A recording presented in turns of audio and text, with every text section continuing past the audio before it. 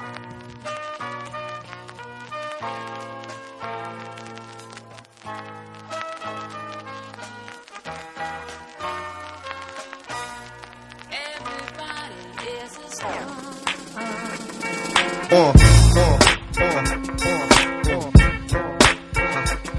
to Tanked Up, the podcast all about drinking excellent craft beers and chatting and discussing video games. I'm Ben Nova and I'm joined by Aadil Koji. Hello. Hey dude, how are you? Not bad. Yourself? Good, I'm well, thank you. I'm well. It's another twofer this week, because unfortunately we couldn't get an Alex Melpass. We couldn't. It's just exceedingly difficult to find an evening where all three of us currently are free, I suppose.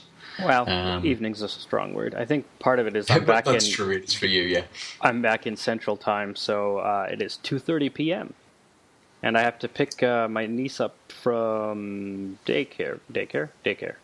Yep. At 4. So I will be having a beverage. Nice. But other than that, driving and all that. That's fair. What is that beverage going to be? It is going to be the Saskatchewan, where I'm at. The very Saskatchewan beer is called Pilsner. Okay. Or as most people call it, Pill. Yeah. I'll buy a box of Pill. It is, as you can see, Ben, it is quite the busy can. There's a lot going on. Yep. It's like Oregon Trail, actually, now that I look at it. There's a biplane, a train, a horse drawing a carriage, some Indians in the teepee, and then an old school car driving up a road. Nice. So I guess part of it's Oregon Trail and the other part's, pre-war. But I've had it before, but I figured since I'm back in Saskatchewan for a few days, I might as well drink essentially the Saskatchewan beer. Yeah, that's fair enough. One of the beers I'm having is a beer brewed here in Bristol by a new brewery called Good Chemistry Brewing. I went into the bottle shop, Brew Bristol, the other day, and they had 4 different beers already. And they've only been out a very short amount of time. So the brewers, actually Good Chemistry Brewing, have been absolutely hammering it out, getting 4 different styles of beer on the go for sort of for a launch. So I thought I'd try one of those out. And I've also got Magic Rock Brewing Company Cannonball IPA, because I've never had it before, and that's been around for a while. But that's not a Bristol brewery. I think that's Huddersfield, somewhere like that, somewhere north I've never been to. But yes, I thought I would try those ones out. So I'll probably start off with the Good Chemistry Brewing. Sounds good. This is in a giant bottle. Ooh. They've got their where is it on the bottle? 660. But they've got their branding and their logos on point. Oh yeah, those are probably still too much graphics for Alex's taste, but it's nice and minimalist. Possibly. Definitely. So, as with every week, we're going to drink these beers, we're going to enjoy these goddamn beers, and we're going to talk about some video games. Because we enjoy playing video games. Normally, whilst we're drinking beer, you may have seen the ridiculous video that Alex and I did about getting absolutely hammered and playing Pro Evolution Soccer 2016. I don't really remember much of it, but I may have chuckled to myself slightly as I was listening back to it, trying to put the video together. If you haven't seen it, go to our YouTube page and you can... Oh, what is our YouTube page? What is it? Our YouTube page is, don't know, Tanked Up Cast. Yeah, something like that. Normally when you search Tanked Up, as an aside to beer and video games, when you search for Tanked Up on YouTube, you get a lot of videos about an American television show about fish tanks. Oh, because it's called Tanked. I see that. Yeah, so I think we need to get some more stuff on our YouTube page and outdo these people. Interesting. If I just search Tanked Up because of my profile, the profiling they do, first hit is Donkey Kong Country 101% Walkthrough Part 29, Tanked Up Trouble. Okay.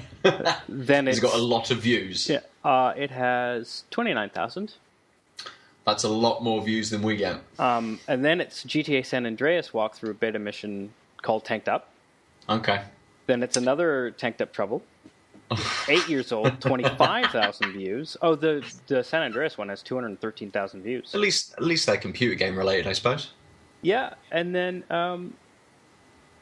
I think in an effort to not someone their 3D modeling project, Thomas the Tanked Up Engine, trains with a Z video. Nice. That's obviously a hammered train. And then what's interesting is right above us is Tanked Up menu theme, and this music is from Nitrum's game Tanked Up. Oh, I didn't know there was a game called Tanked Up. No, neither did I. Good old copyright. If we ever decide to release our own game, which I don't think we'll do. Well, Nitrum is the company. I don't think we call the game. Clearly be Tanked Up Systems or Design. So what would it be? Just be Pissed Entertainment System, which is what we called our last right. last video that we did. So, right, this beer is very nice. This is the Good Chemistry. It's actually called Big Bang.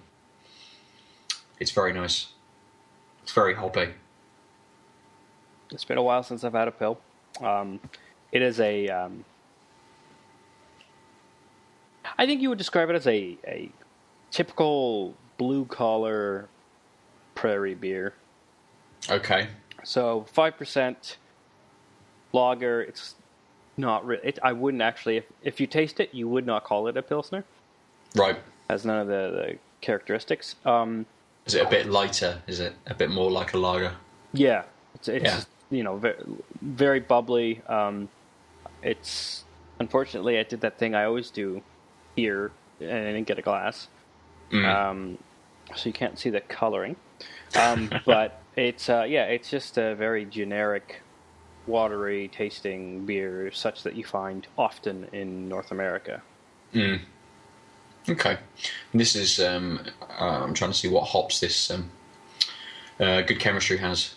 It's got quite a lot of information on the label, which is nice.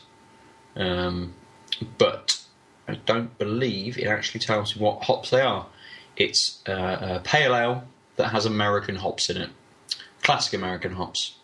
So, yes. It also tells me that this beer suits denim, noise, and burgers. Slightly random, but now I know for the future. I suppose I'm sat here in jeans, so okay, yeah, we're partway there. Noise is happening, but I've had no burgers. Right, why don't you kick us off with a game, Aadil? What have you been playing since we last spoke? Oh, when did we last speak?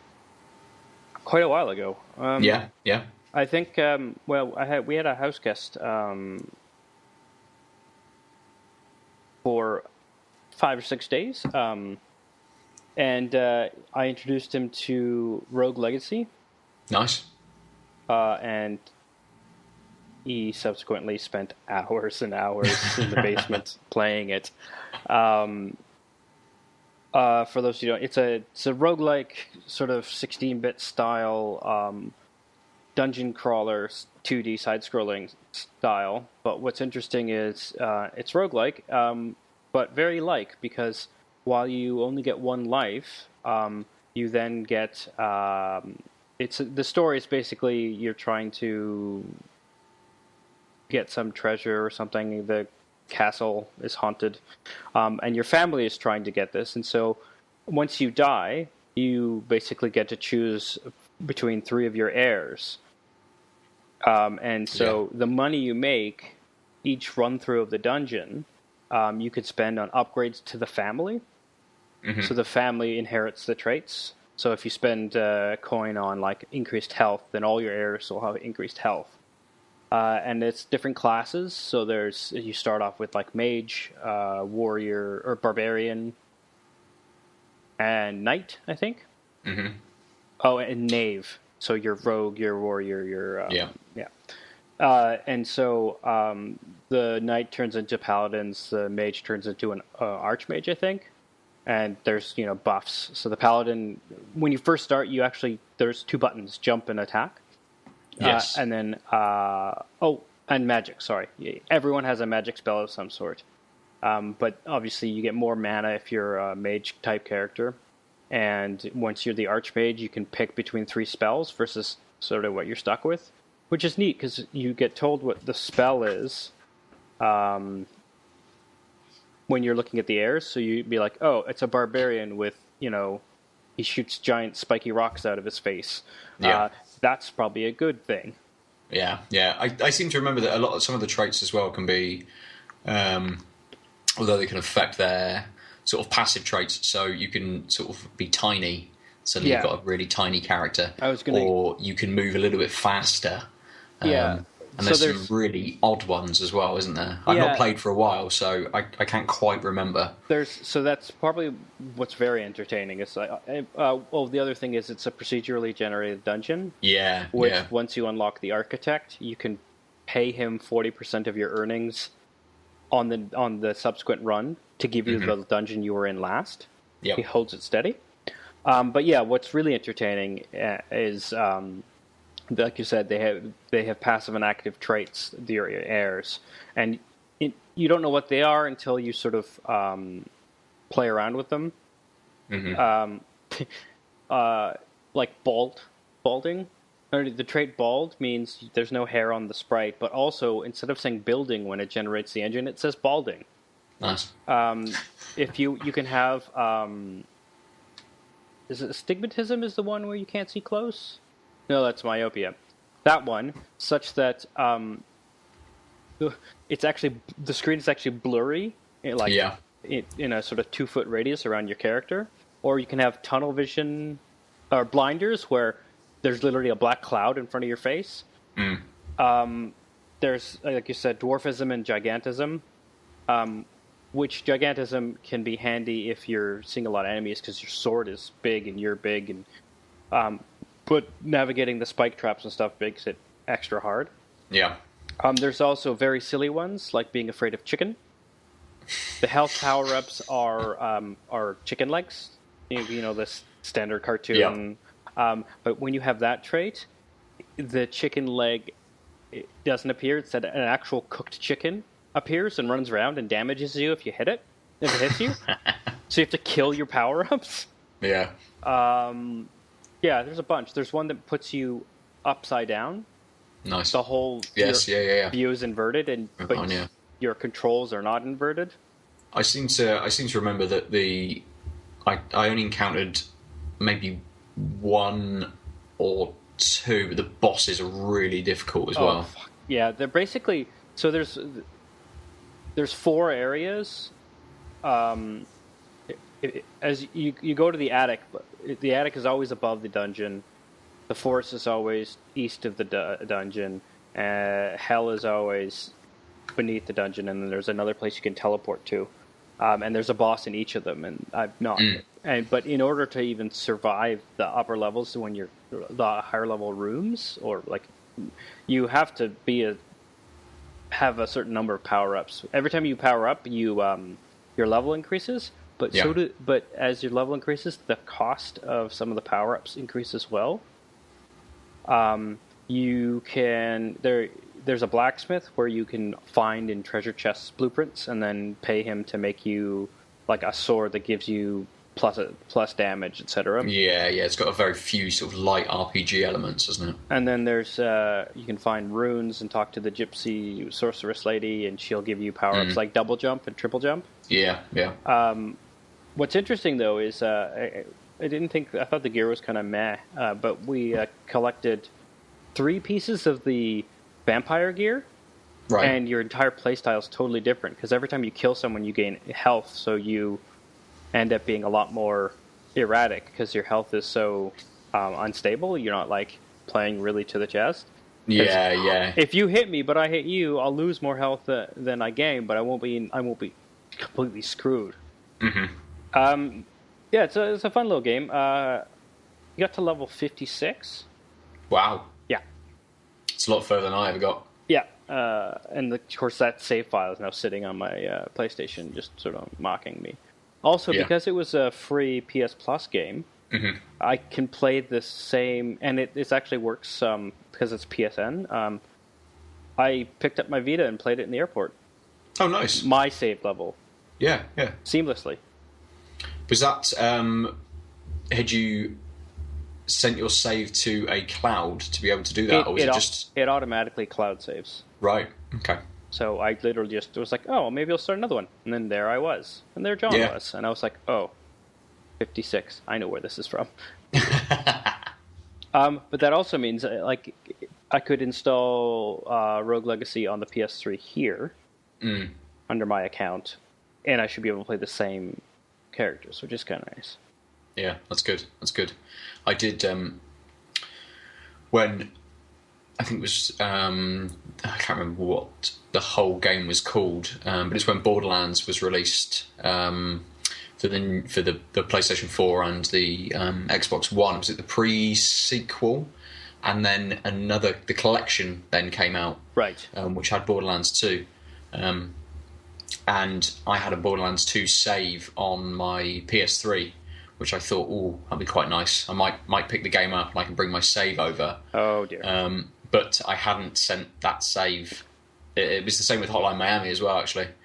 Right. I hadn't sent these saves to the cloud on the PS3, which meant that they were nowhere to be found as such. And my PS3 was long gone at that point.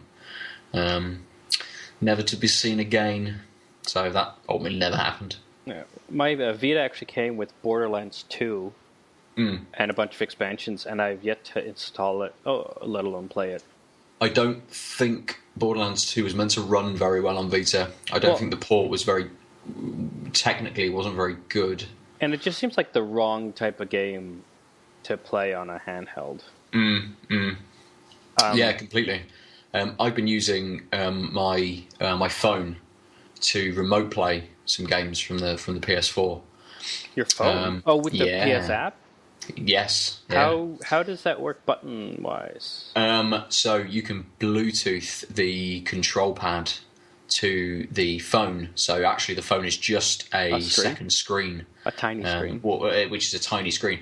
Which I've been finding is, I've got a Sony Z2, which has got a decent sized screen on. I think it's slightly bigger than the biggest iPhone you can get. So it's not small, but trying to play something like Metal Gear Solid 5, sort of games like that, or The Witcher, something like that, you don't quite see enough on a smaller screen. Whereas a game like Rocket League is perfect for it, really. So yeah, I think there's definitely some games, and Borderlands I think would be the same, which are not really built for a smaller screen. Whether that's remote playing to a phone or remote playing or just playing on the handheld system. Yeah, exactly. I think RPGs lend themselves really well to handhelds. But that might be because when I got a Game Boy, I played a lot of RPGs like Link Style, Great Greed, etc. And I think it's because...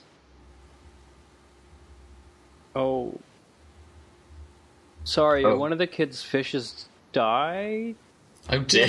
Yesterday, and the other one is now floating at the top. There was those fighting fish, and they're supposed to last like a year, and they're coming on 2.5. Wow! So it was totally expected, but yeah.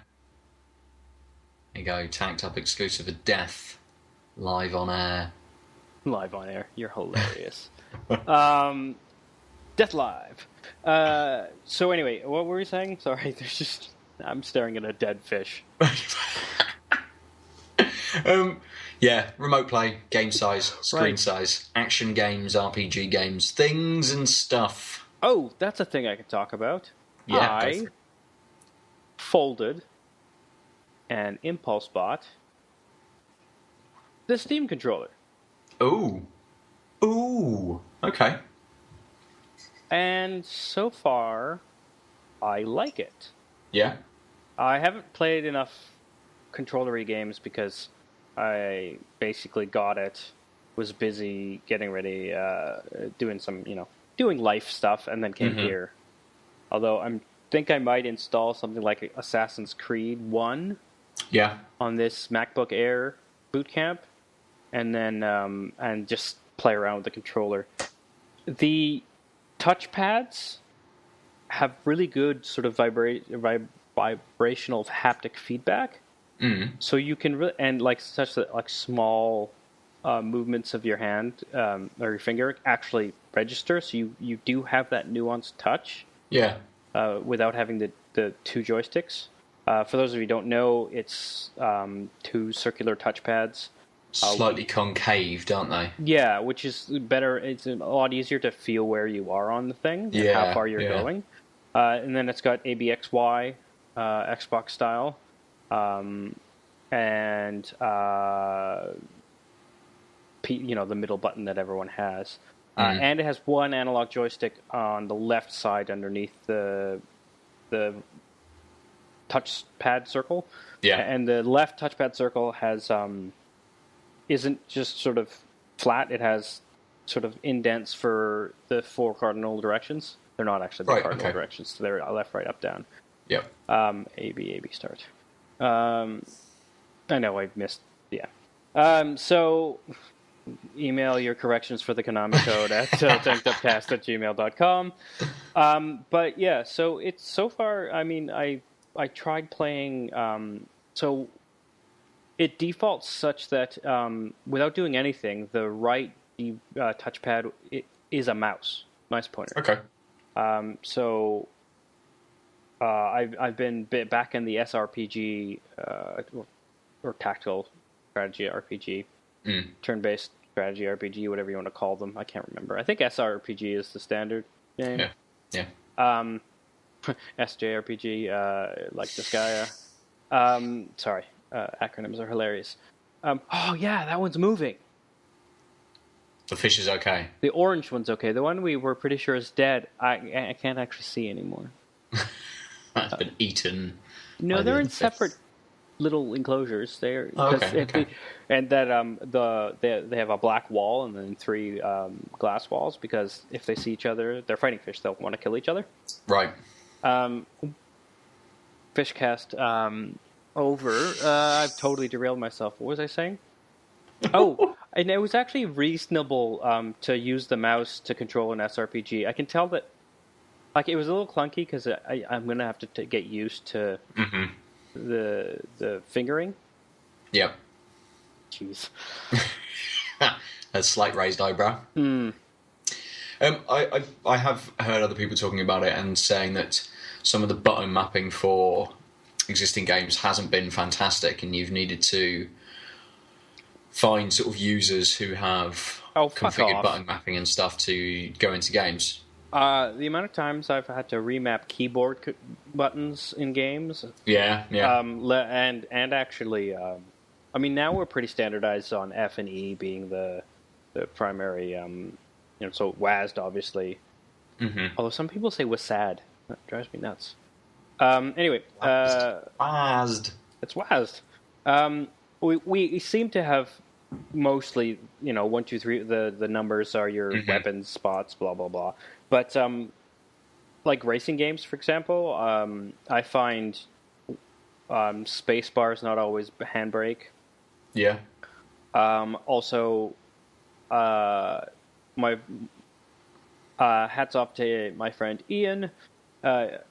He recommended on Need for Speed Most Wanted, the original Need for Speed Most Wanted, not Need for Speed Most Wanted, by Criterion Games.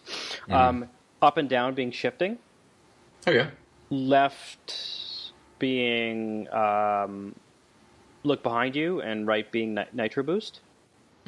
And that is actually really good, because then suddenly, like, both your hands are on, like, because they're separate, you're not getting confused, because you don't normally game as much with your, like, keyboard game with your right hand, but they're on these, like, nice 4 buttons.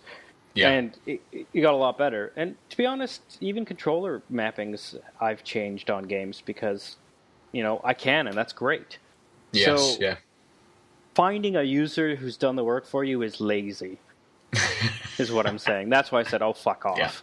Yeah, that's fair. And I suppose you need to have a feel for it yourself as well, don't you? You need to sort of play the game as it comes to know what's not working for you and how actually you'd prefer to to be playing something. The other thing is it has standard 2 triggers and shoulder buttons, but it also has paddle buttons on the bottom, which most people don't use, but you can map those to things. And I would do, I would do gear up and down on the paddles, for example. Right.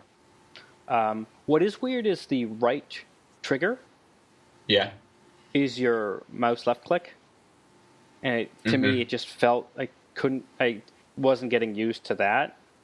But it's a slightly odder motion, I suppose. Yeah, like pulling a trigger to click. Also, because I'm not used to the sensitivity of the thing, I don't know how hard I have to push. So occasionally I pull the trigger, and normally it doesn't do anything. But my finger is on the touchpad because you don't let go of your mouse, really, right? Which means if I jar it, my finger slips, and now I've moved the cursor and then clicked. Yeah. But one of the things that's really great about the Steam controller, which I haven't explored, so this is hearsay, is that it's super flexible in what you can do to the controls. Which is why the people who there are definitely already Steam controller zealots out there who say it's the best thing since controllers. Yeah. Nice. So that's my hardware update. Excellent. I don't have any hardware updates. I have nothing new. And of course, as is now standard with mice and stuff, nothing's Bluetooth anymore. Right. So you have to have a USB little dongle transmittery thing. What's nice about the Steam one is they give you an extension, a USB extension, and a little stand made perfectly for their dongle. Right. So like if you got your thing in a cabinet or whatever, you can put it on top, and it's in this nice low. It's not going to slip around. Okay. It's not going to look like a loose wire. Yeah. Which I thought was a nice little touch. Where was I going with that? Oh, the reason I bring this up is because right now my only machine is a MacBook Air. Yeah. Which has 2 USB ports. So, for example, I have a external hard drive with a bunch of my games on it. Yeah. And if I want to, I'll skip my rambling, but my Razer mouse, which I bought specifically because it was the last model, the Orochi 2013, that was Bluetooth, so I could save a dongle spot. The cursor jumps around when it's in Bluetooth mode all of the time, and if it's plugged in, it's fine. But if it's plugged in, it needs a USB spot. Yeah. So I can't just have both connected if I'm playing the majority of my games. Yes, yeah. You got your USB space is at a premium. Yeah. It may have been nice to have the option on the controller for it to be Bluetooth or for it to be but that would be expensive. USB. Plus, the reason why everyone's doing that is because apparently the current Bluetooth is not sensitive enough. Bluetooth is notoriously bad with interference. I remember my first Bluetooth headset. If I had my the antenna was on the left, but no, I usually put my phone in on the right, and my body would ruin the Bluetooth. Right. I've not for the remote play on my phone. That connects to the DualShock 4 through Bluetooth. Fair enough. Yeah. But I don't have. There's a small cradle you can buy which straps around the control pad, which then allows you to sit your phone just on top, so you can basically that's cool. Sit there and have the phone just above the control pad. I don't have one of those, so I've been just propping it up to be able to look at it, which has been fine. But I suppose the biggest distance I've been away from the control pad has been away from the phone is maybe about a foot. Yeah. So I've not had any no interference, and I've not noticed any delays in the games that I've been playing, really. I've had some slight lag, but that's been from the console to the phone, not from the control pad. So what drives me nuts is people have all these. The industry has just decided that Bluetooth isn't good enough for mice and keyboard, and now controllers apparently. But the majority of controllers, which gamers want, very precise, ideally, in the world are on the Xbox and the PlayStation, both of which I think are Bluetooth. Oh, is the Xbox Bluetooth? Yeah, the DS4 is. I know the DS4 is, because, I mean, obviously, because... I don't know whether the Xbox One is, or whether it is just completely... Oh, it might not be, because they have that stupid buy a dongle thing. Save a dongle? Well, like the Xbox 360 controller, to hook it up to a PC, you need to buy a dongle. Then you can hook up as many as you want. Or maybe 4. It might be 4. It's probably a driver problem. Yeah, But I'm not sure. I know they've come out recently with the wireless dongle for the Xbox controller. Yeah. Okay. So I guess it's probably not Bluetooth then. No, I don't know. I don't have an Xbox One, so I can't attest to whether that is true or not. Shall we move on to a new game? Another game. That's the end of hardware talk for a week. I have played Firewatch. Oh, which you got came Firewatch? out about 2 weeks ago. I've heard really good things. I picked it up on PlayStation 4. It is a narrative-driven, I suppose, exploration game. First person. It's made by Campo Santo, who have... they're a new studio, but made up from people who have been working on a lot of the Telltale games, the Walking Dead ones, which I absolutely loved. I've sort of been following the Firewatch for a little while. So as soon as it dropped, I knew that I wanted to pick it up. It was about £15. I was slightly apprehensive because I'd heard that it was a really short experience. And I thought, actually, £15, if it's the, sort of the time length that people have been talking about, I'm not sure whether the £15 is a little bit too much for it. But after playing it, I mean, narratively, it's fantastic. Voice acting is fantastic. The tone and the colours are fantastic. Yeah, I've only seen sort of screenshots and a small video, and it looks gorgeous. Yeah. I mean, you're Henry, this character who decides he wants to disappear out into the wilderness and watch for wildfires in a national park. And really, the only interaction you have with any other humans is through your radio to another character called Delilah, which is your boss, I suppose, who's in a different Firewatch tower.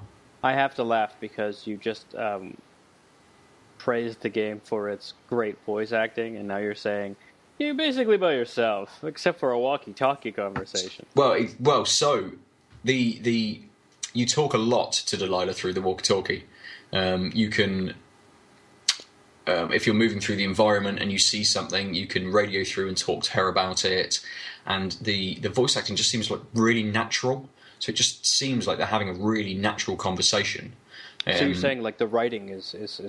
Yeah, so and the writing is really good. I mean, everything about the game is just really well put together. The music, the sound, the environmental sounds.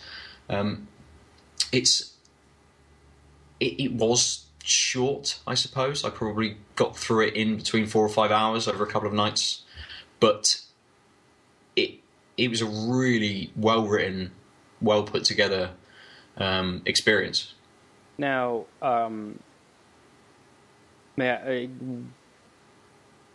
is there any replayability? I haven't replayed through. No, but I asked. I don't think there would be a huge amount of difference in a second playthrough, except a few dialogue choices. Normally, you can, during, I suppose, the bigger sort of set dialogue pieces, you have 2 or 3 different things you can say back to Delilah. The other character, to Delilah, and she will respond differently. So there's lots of dialogue that I haven't heard, I would imagine. There's probably a few places I haven't quite explored. I went off sort of the What's the word I'm looking for? I didn't go to where it was meant to every single time on the most direct path. I did explore a little bit in a few different places. It's fairly open world then. It's just sort of. There are areas which are blocked off. You might get some overgrown shrubs, and slightly later in the game you pick something up which will allow you to get to clear those shrubs to create a new path for you. That's nice versus the standard invisible wall. Yeah, completely. I didn't really come up against any invisible walls. Everything was nicely sort of hemmed in and guided you through quite well, really. I mean, it's meant to be in a national park, which is very mountainous, very rocky, lots of forested areas. That's why I was wondering, because national parks are not small things, or at least not in my neck of the woods. That was accidental. No. It does feel big. It does feel big. It takes you time to be able to move through the environments, but it doesn't take too much time. It doesn't make you feel bored with just moving through environments. You get to your destination with because you're constantly looking at things. There's constant tonal shifts and different colouring, different lighting coming into different areas and things. So your eyes being drawn all of the time. So it doesn't feel like a slog moving through any of the areas, which is nice. Normally I find long traveling sections really tedious and sort of like, why?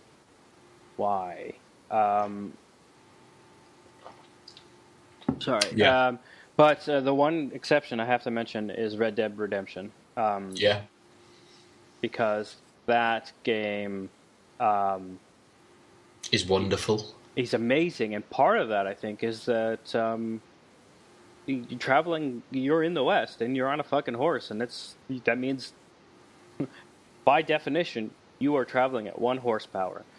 Yeah. And it takes a while to get through things, and you it does, completely. There's lots of sections of that game where you are alone, and you're riding on your horse, and you do not see anyone between the town you left from and the town you get to. And if you're lucky, a coyote might attack you. Yeah. Normally not if you're on your horse, you just ride off quite quickly, or you circle around and shoot it more than likely. But I thought that was the choice they made to make that very realistic was fantastic for immersion. But I appreciate what you're saying, that if you were in a North American national park and actually were traversing across it, it would probably not. It would take away from immersion in a way that Red Dead Redemption gave immersion, I think. So yeah, I think so. I mean, they're only a small team, and I suppose they needed to create a game big enough to tell the story they wanted to, but not make it too big. I guess to have too many resources working on too much stuff, and to make it so you could just go anywhere at any time. Which I would imagine is quite narratively problematic as well. But it is a really good game. Excellent. I really enjoyed it, and I there's lots of things that I'm sort of learning as I've since finishing it. There's various sort of animal encounters that you can have during the game, and I didn't encounter a single animal whilst I was playing. So there is a lot of there's things that I haven't seen within the game. Which might make me play through again, but nothing huge, no different way, no different play style or anything like that. That's going to make me play again. Interestingly enough, I hope my keystrokes didn't bother or get picked up, but if they did, sorry. But I just checked it out on Steam, and for our Canadian listeners, it's $21.99. Given that the Canadian dollar's in the tank because oil is too many oil tanks, but the tag is walking simulator is the tag I didn't realize was a thing, which totally makes sense. But I mean it's more sort of explorative, interactive adventure. I was going to say the game Sunset, I don't know if you've heard of it, but that's a solid walking simulator. You're just sort of there. Yeah. They put The Witness also as No, the Witness isn't really a walking simulator. Interestingly, it's a puzzle game.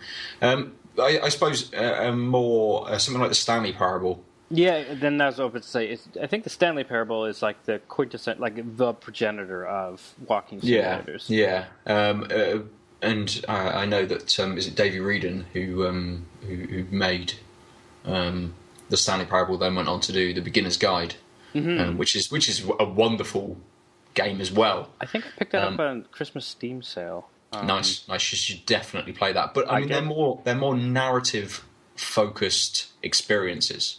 They're trying to tell you a story. Yeah, and I feel like it's walking simulator in a sense. To at least when I hear that, I think just exploring for the world's sake, not for a quest's sake or a task's sake. Yeah, and Stanley Parable, and I'm assuming from what I've heard of Beginner's Guide, it seemed like open world storytelling in a way that there is a path that's that you're directed through. How you get through it, isn't prescribed. It's not on rails, but it's on sort of narrative rails. Not so much the Beginner's Guide. The Beginner's Guide is a little bit more on rails as such.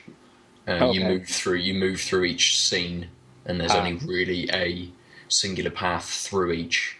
Right. It's a little bit different. But I mean, I don't really like the term walking simulator. Yeah, it's a really weird turn of phrase.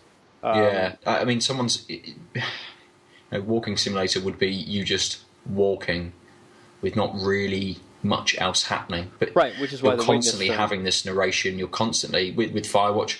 You've got all of these interactive points. You can call on your radio about lots of different things within the environment, about what's going on, about what's happening, and like you say, the Witness is full of puzzles to undertake.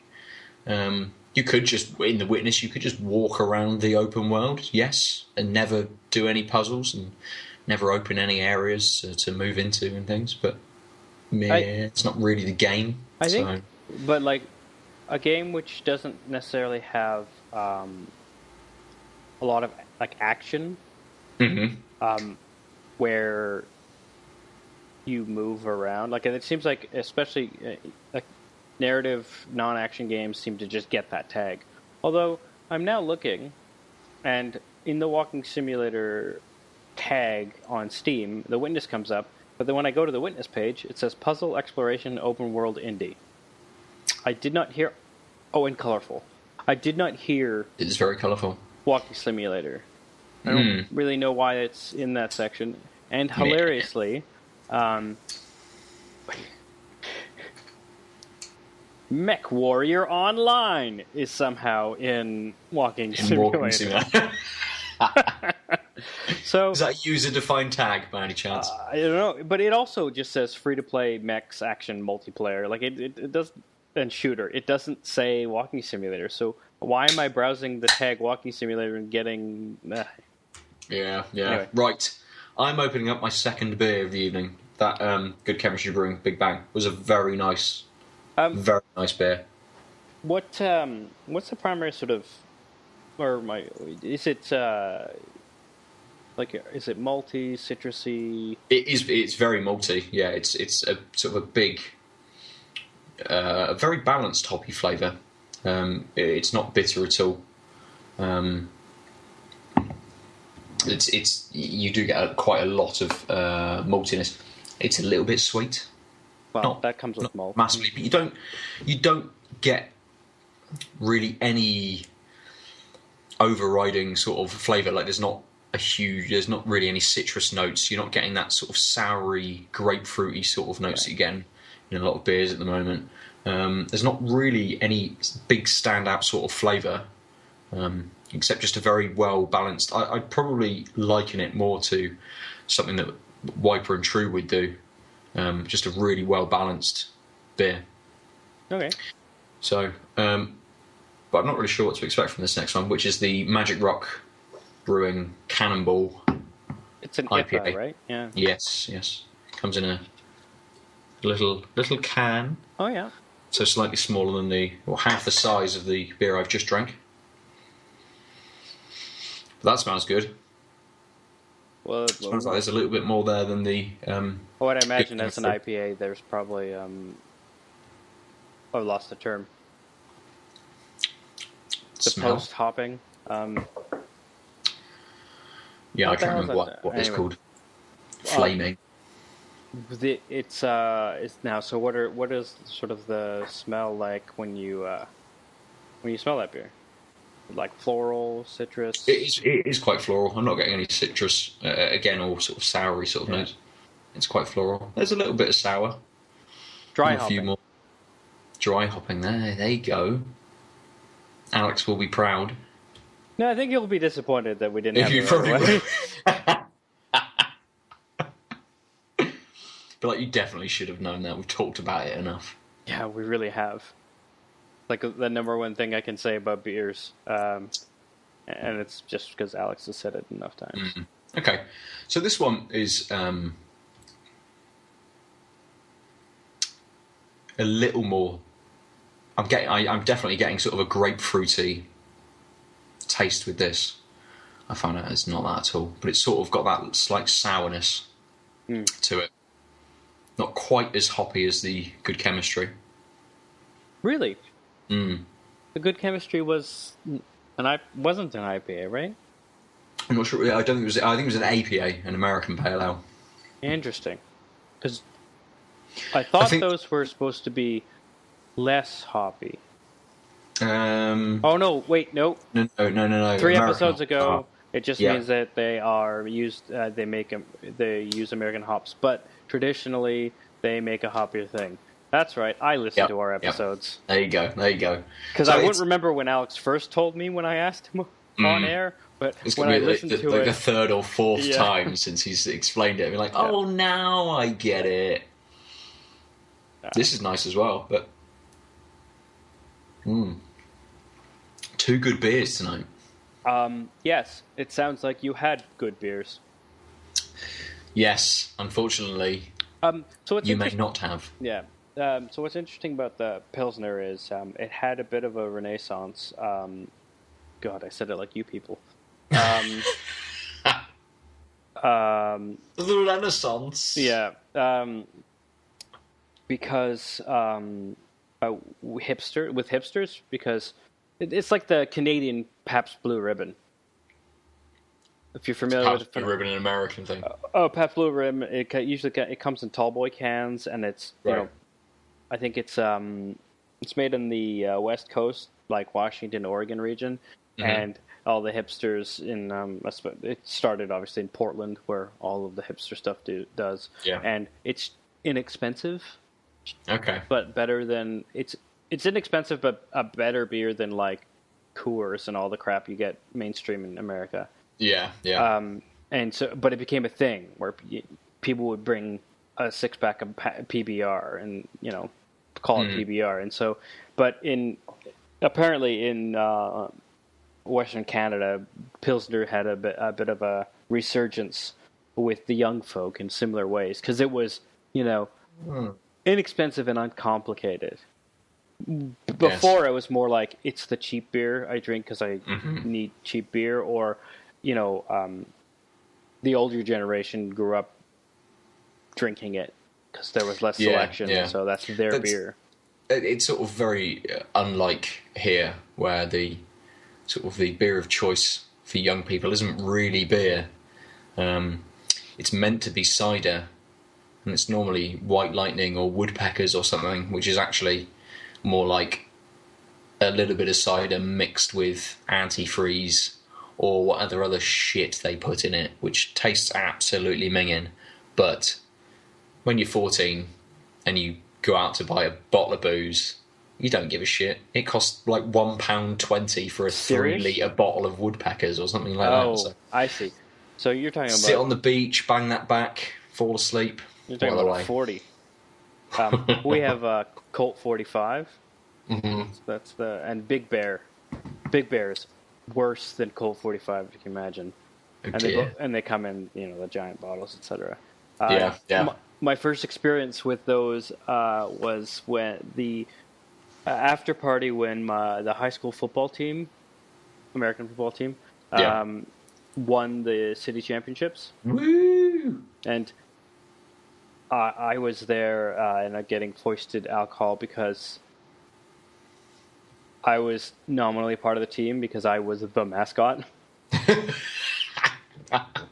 Good use of the word foist as well. Yeah. Not so great. Although my friend who foisted such alcohol on me is actually in his a millionth year in the Canadian Football League. He's nice. Yeah, so at least I can say that my football friend is still a football friend, and he's won two. His team, the Saskatchewan Roughriders, have won 2 Grey Cups, which is like the paltry version of the Super Bowl that Canada has. Right. Okay. So yeah, and I've seen those rings, and they're fucking massive. Nice. Bejeweled and massive. It's ridiculous. Anyway, what were we talking about? I'm more tangential than normal today. Games and beers. Beers and games. Oh yes. So I have played another game, although only a really small amount of it, and it was the Division Open Beta, right? Which happened at the weekend. Mm-hmm. I managed to get in about 2 hours, I think, so not a huge amount played. By the time it downloaded onto this laptop, where I was pretty sure it wouldn't run anyway, the beta was almost over. And we went somewhere else for Sunday dinner, so it's like, all right. Well. Yeah. I managed to play, I think, about an hour on Saturday night whilst Kim was getting ready for us to go out, and then played a little bit on Sunday evening as well. Do you want to just describe the general premise to start? So yeah, it's third-person cover-based shooter. It's go on. I was going to say it's sort of RPG-esque in its level progression system. But so is Call of Duty. No, it's. Well, Battlefront definitely. It is a shoot. Well, no, because it's Battlefront is third person, but it's much more. Well, I've not really played a game. I suppose the thing that I would liken it to would be sort of the cover mechanics of something like The Last of Us. But no, the shooting's a bit more refined than something like The Last of Us, and is much more sort of swift, sort of gun battles. Right. I suppose like Call of Duty would be, but so yeah, I like the cover mechanics. It's very nice. You tap X, you bang into cover. You can then press circle to vault over the cover, and then you can move about freely. Nice. Or you can move your analog stick to look around the environment, and X will hover over various different bits of cover. If you hold down X, you will automatically run to that piece of cover, which was quite nice. The shooting is quite quite responsive. I had no issues at all with the shooting whatsoever. I thought it was very good. Switching between weapons, all of those sorts of things, all worked very well.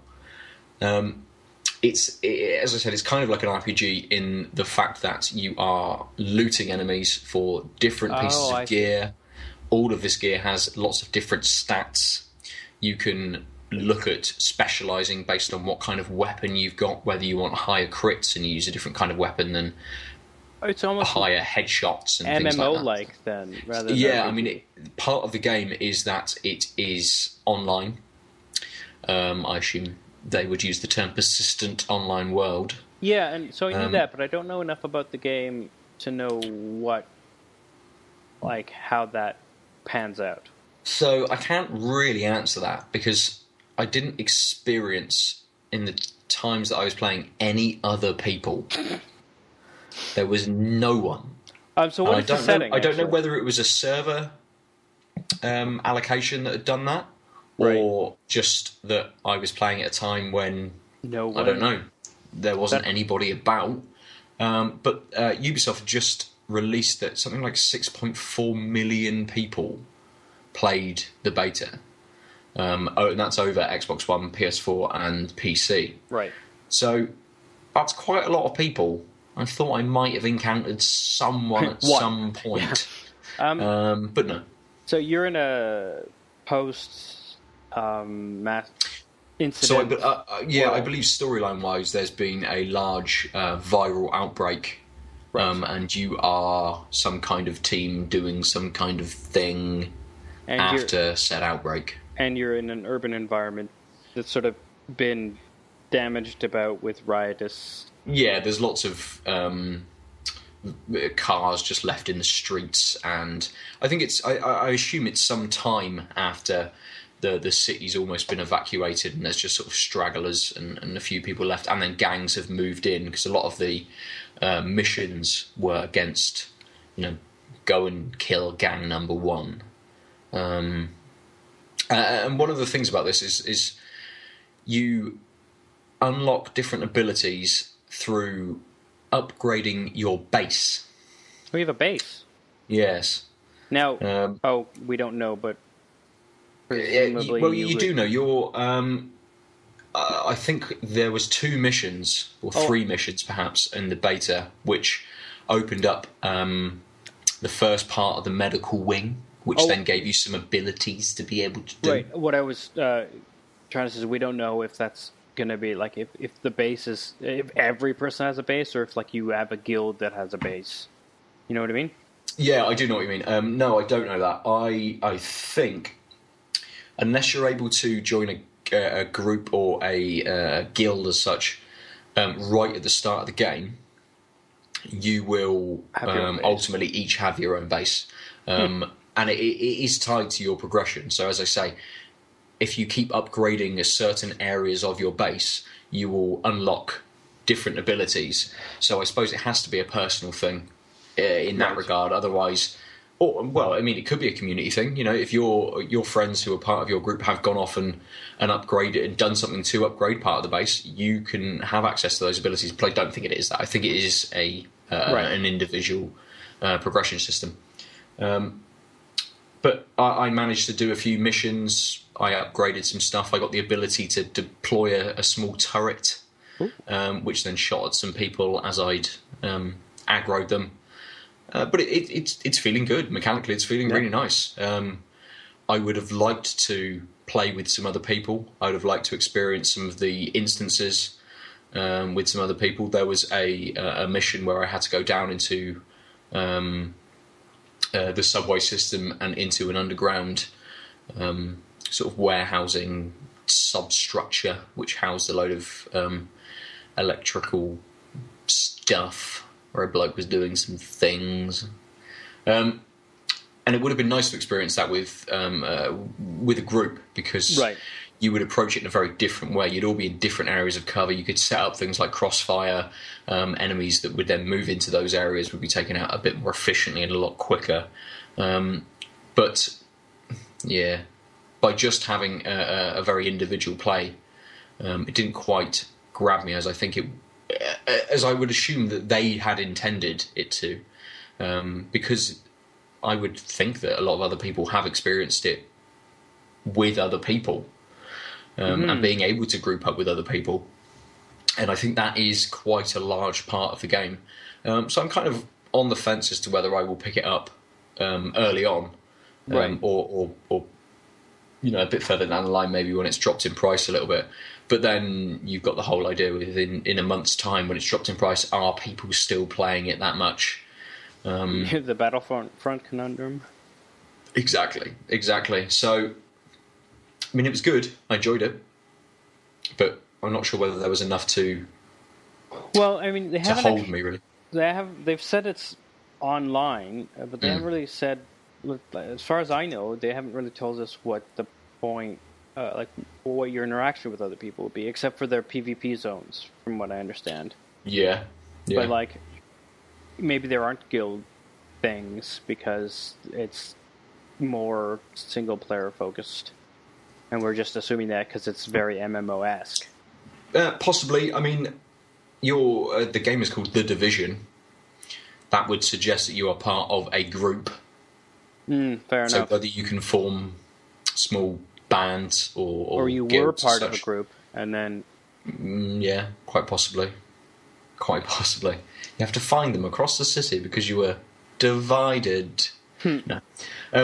But that sort of playing this sort of brought me onto a bit more of a larger discussion point, which was we're getting more open betas these days than we're getting demos.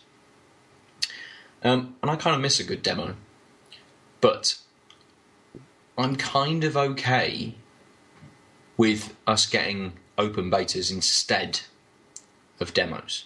So I think I've thought about this as well, and I think one of the things is that with The Division, you might be able, given that what you've described, and of course, yes, we're ignorant of any other information, you could have had a demo of this, and that would have been that. But the experience I had, yes. Yeah. But like we both did the Battlefront open beta and the Black Ops 3 open beta, and those are games that you could not have a quote unquote demo of.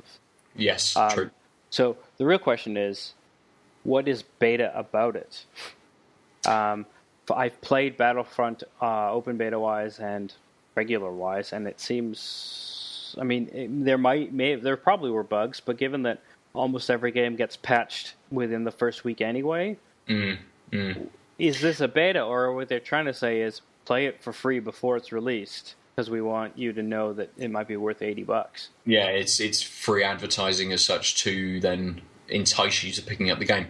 It's also good stress testing of their online. Well, that's what I was going to say. When I picked up Guild Wars 2, which must have been 2 odd years ago now, if that, I suppose, I don't know. Yeah, about 2 years ago. I pre-ordered that, and you were then allowed to go into, I think it was 4 weekends. So it was over a month, and it was every weekend for a month. They were conducting stress tests on their servers to make sure that they could handle the capacity of players that wanted to be on there. But it also meant that for 4 weekends, I got free access to the game to try out the classes, to see how the game played, to see what I then wanted to play the game, what my primary role would be within the game, I suppose, and how I would want to start that off. They did change a few little things out of the stress tests, and I suppose they took it as anything else, that they were, with it being an online game, they were going to patch it day one anyway, as lots of online games tend to do. I seem to remember, like World of Warcraft, day one, it had some absurd patch that you needed to download, and this is years ago now. Yeah. But I suppose those games, label them as stress tests. You know that you are going on and that you may get issues because they are trying to overload the servers and trying to hit their capacity as much as possible. Yeah. Whereas this isn't quite, the open betas that we've been playing aren't quite that. Well, they may be, but they're not advertised as that. Like, it's definitely not. It doesn't seem like that's the primary intention. Yeah. But yeah, it I suppose it's an odd one. I mean, because as a kid, I used to love thinking, right, the new PSM or something is out, and I can go and pick up the new magazine with a demo disc full, which has got 5 or 6 games with a really small amount. And as a kid, you had 3 or 4 games that you played continuously, and you didn't ever get, or getting a new game came at certain times of year. Yeah. Or when you'd done enough jobs to save up enough money to be able to buy something yourself, second hand, without a box or a manual. But demo discs gave you a new experience. It gave you something else to be able to play. Right. And we sort of get a few demos these days, not a huge amount, but they generally seem to be restricted to conferences. So you go along to a conference and you get to play a slice of the game. You get to play the demo for the game. Right. It's almost a congratulations for being able to come to this expo. You can play, and lining up for 2 hours, you get to play a little bit of this game. And okay, there's no real print media these days, apart from something like Edge or games to go out with for a disc. But then we have lots of other ways to be able to distribute it through PSN and Xbox Live and Steam. There's lots of ways to be, and there's lots of demos on Steam. Okay, not many notable games. Yeah, I don't know if I've ever downloaded a demo on Steam. I've never really thought about it. I went through, because of course I use my brother-in-law's PS3 when I'm here. I went through my download list to see, what I can't remember what I have, and there's this just string of time where it's just demo after demo after demo, and then it just stops. Basically, because I left the country, but the PS3 didn't.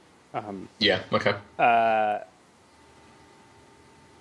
Oh, I lied. I said it was in storage for those 5 years. It wasn't. It was in the care of Dr. David Dick. I totally forgot that. What? A friend of mine in the philosophy department of Calgary, I entrusted with... I was like, it's stupid to have a PS3 sitting in storage. Someone should make use of it. Okay, fair enough. Yeah. But yeah, sorry.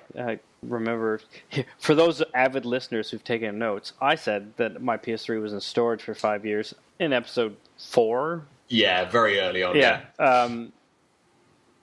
Right, what was I saying? Has that pill's gone to your head? No, I've just been very spacey today. Making like Kevin, if you will. Demos, mate. Demos, right? Yeah, and then it stopped, and there's been no demos since because I don't even think about demos as a thing. And I don't know if that's because I know part of it rather is that I don't have the time. Like I don't have the time to play the games I own and want to play, let alone a demo. Yeah, but that's fair, I suppose. But then it may have changed. Like how we feel about it may have changed more recently because of having that time element and not being able to just pick something up or be able to just throw something in, play it for a little bit, see if it was okay, and discard it so freely. Whereas I think with the Division when it came out as the open beta, and again with Black Ops 3 and with Battlefront, they were very heavily advertised that you could go in and try out the game. And I suppose, as we sort of said at the start of the discussion, it is advertising for the game. You go in, you play a couple of hours, you enjoy it. Does that make you more likely to pick the game up? I would think so. I have no stats to back that up. But, okay, I didn't buy Black Ops 3, but I have got Battlefront. And I am I'm considering The Division being my big purchase for the month of March. So it may have swayed me very slightly. Had I not played the beta, The Division would have been further down on my list, definitely. Right. So it has swayed me. So it occurred to me that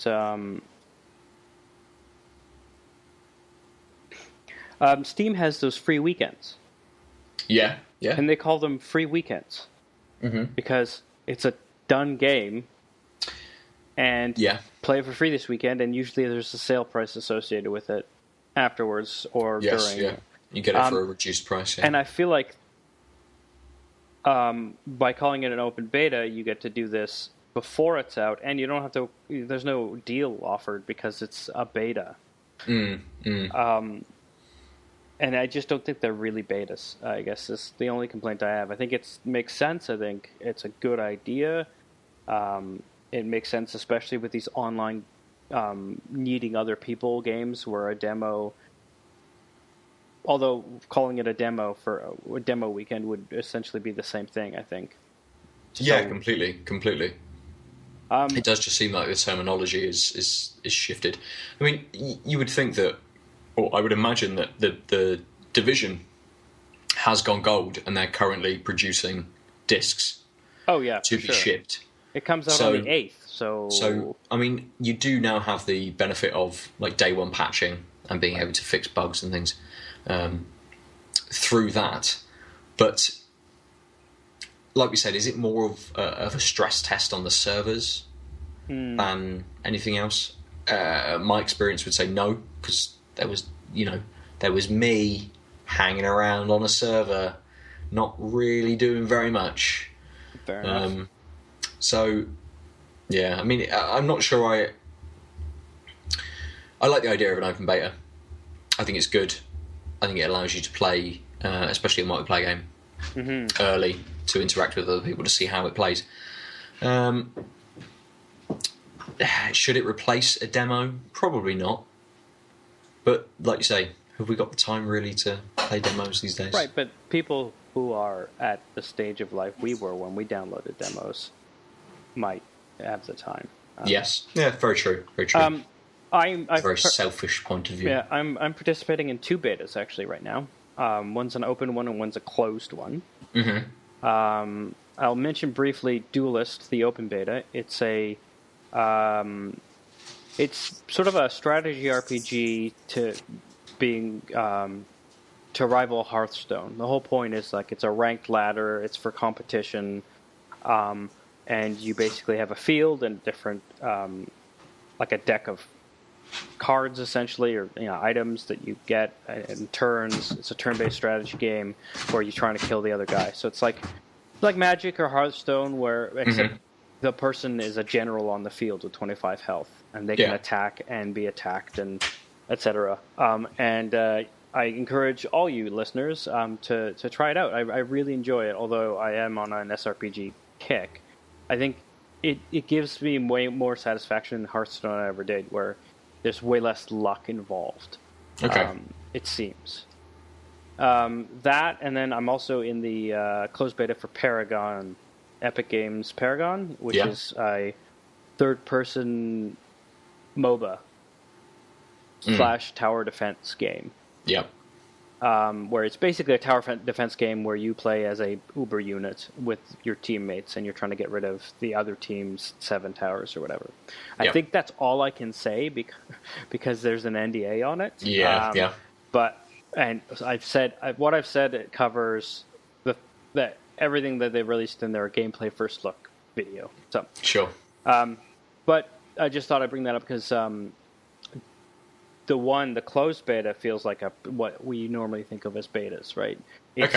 They're changing balance. They're changing a lot of the game. They're also graphics are changing. Like I actually think it may be called an alpha right now. It's a closed alpha. Yeah. So it's very raw.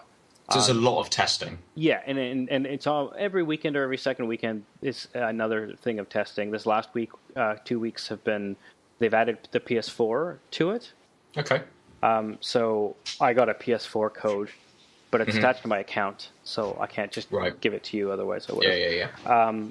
But the thing is, they're doing cross-platform play.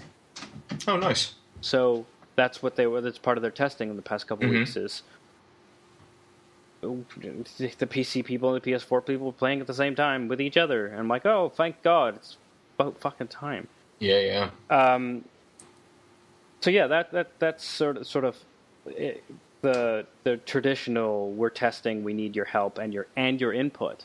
Yes. Although Epic is also the people who are turning out the new Unreal Tournament for free, and you can get it now in beta and participate in the forums and change how the game is because it's being designed, informed by the users completely, and they don't plan on charging for it.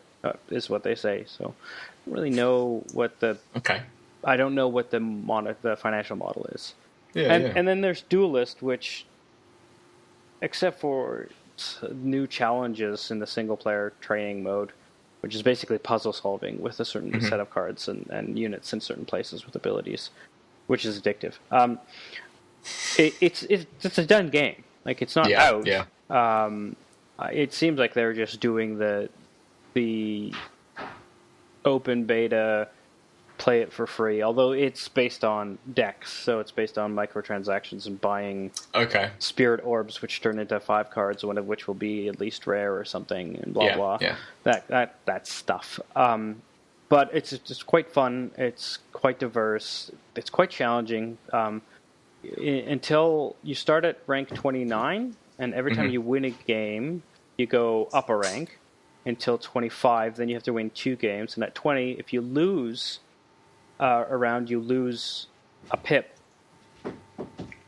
So up until that point, you could lose as many times as you want, and you'd eventually get to level 20 if you kept finding people to beat. Yeah. But then as soon as you break 20, which is also where you get it, once you're under 20 if in a month you get a loot crate. Okay. They haven't given one out yet because it's the first season or whatever. But, yeah. But in order to, but you can actually leave that zone because if everyone in level 19 is way better than you, they'll just kick you. You'll get kicked back to 20.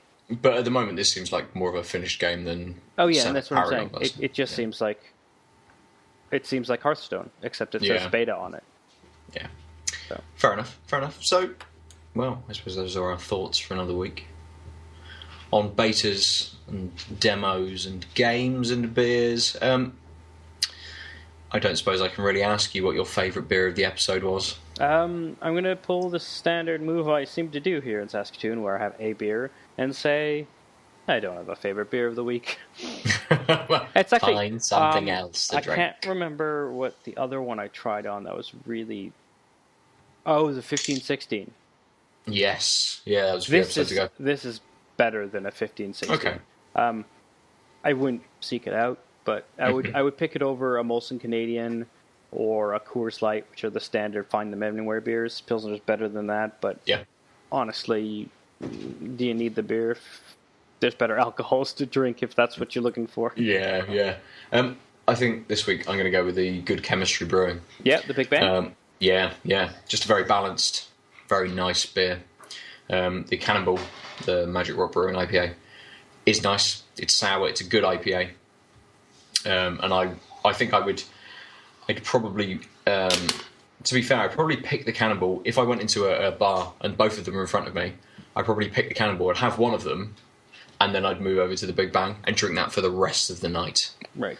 So Cannonball is nice as a quick feature beer, just to have a big sort of grapefruity, hoppy flavour, but then to go over to the Big Bang because it's very consistent, it's very balanced, and just a really, really good beer. So yes, that was Good Chemistry Brewing here in Bristol. I will say just remembered that Pilsner's the first beer I ever shotgunned. Nice. To give a perspective on sort of the tier of beer, if you will. Yeah. So. Excellent. Right, we've been tanked out for another week. You can get us on Twitter and shit like that. Yeah, yes. Tanked Up Cast on all of the things. Join our Steam group.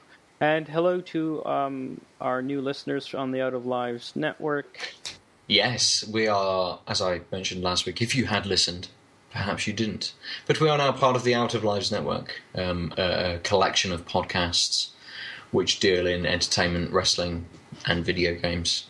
And we're now filling the niche of beer. Because everyone likes beer, right? Surely. Catherine doesn't. That's not true. She likes Vasa beers, but that's about it. Okay, well, fair enough. So yeah, you can check those guys out. They're on Twitter at Out of Lives Pod, I believe, and for their main podcast. And they've got each of their podcasts has various different Twitters that you can go onto. They're all on iTunes and everything like that. As are we. And outoflives.net is the general website. Yes. There's virtually no information about us yet, but I'm on that case. You on the case? Yeah. That beer case. Case of beer. We should be updated with a small bio about us. Ben, he likes beer and video games. Aadil, he likes beer and video games. I know, it's Ben, he likes beer and video games. Here's his Twitter. Oh, that's true, he likes beer and video games. Here's his Twitter. Alex, he likes beer and video games. Here's his carrier pigeon. And we'll have a little picture of a pigeon. Oh, nice. Excellent. So, take it easy, guys. That's us for another week. Ciao.